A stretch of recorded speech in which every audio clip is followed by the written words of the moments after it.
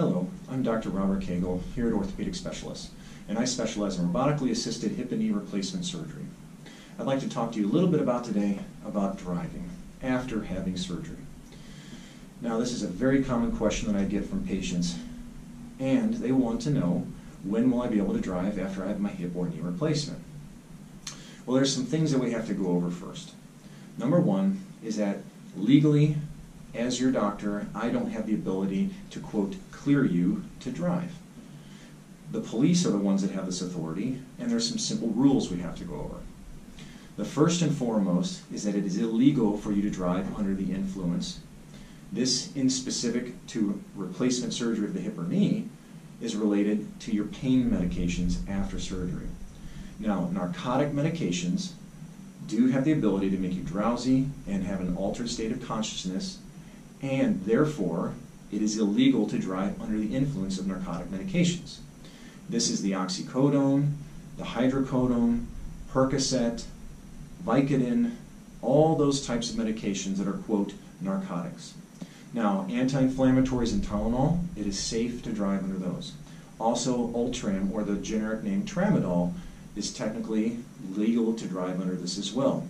It is specific the narcotic medications that you cannot drive under the influence. Now, the second concept we need to talk about is reckless driving. Now, this is more problematic when the right leg is the one that had surgery. Unless you have a manual transmission, which is rare nowadays, the right leg is what controls the brake pedal. If you have a manual transmission, then the left leg controls the clutch. Both of these are necessary to not drive recklessly. For example, you have to say, oh no, there's a small child that just ran into the road. I need to stomp the brake pedal very hard. Or if you have a manual, you have to push the clutch and the brake at the same time to not hurt that little child. Also, you have to be able to do this to avoid rear-ending somebody or hurting yourself, someone else on the road.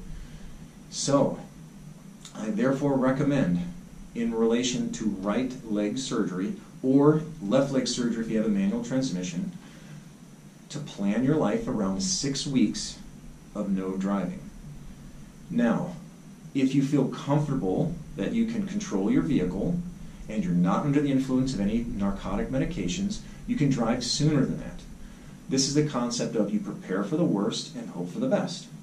So, for example, let's say that you're 2 weeks out from having your left knee replacement done.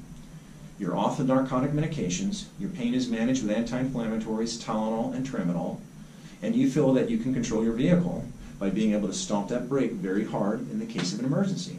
Then it is fine for you to drive. Now, let's say that it's your right leg and that you're off pain medications, but you feel a little sluggish that you may not be able to hit that brake hard if you needed to. Then you're not able to drive. 1 week goes by and you feel like, okay, now with therapy, I've gained some more strength and more coordination and I can firmly punch that brake pedal if I need to. That's when it's okay for you to drive. It's for these reasons, again, that I recommend you plan your life around 6 weeks, but if it comes back sooner than that, then that's fine. That is actually recommended. You have to use a little common sense and realize that if you do get into an accident, you may be liable for the damages or the harm that you've then inflicted.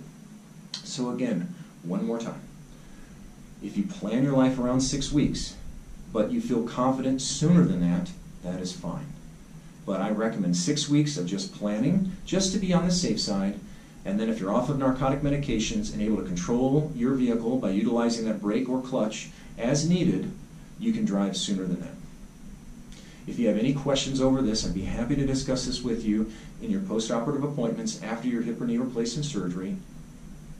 Again, I'd like to thank you for the time that you've taken to watch this video and trusting myself, Dr. Robert Cagle, here at Orthopedic Specialists, with your care for your hip or knee replacement. Thank you and have a great day.